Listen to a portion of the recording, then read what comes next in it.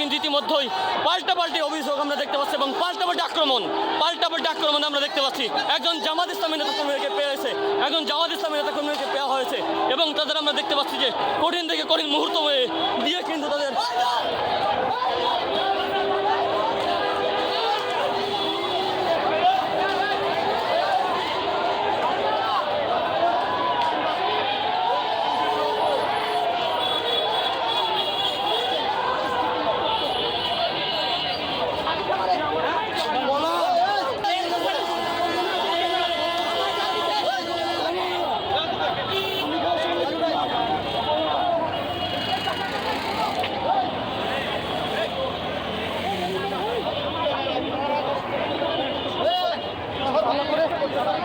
আমরা একটু জানতে চাচ্ছি আপনার কাছে জানতে চাচ্ছি থেকে ঘটনা ঘটেছে বিএনপি এবং জামাতের ভিতরে এই ঘটনা কেন হয়েছে একটু বলবেন, কে নিয়ে হয়েছে বলবেন।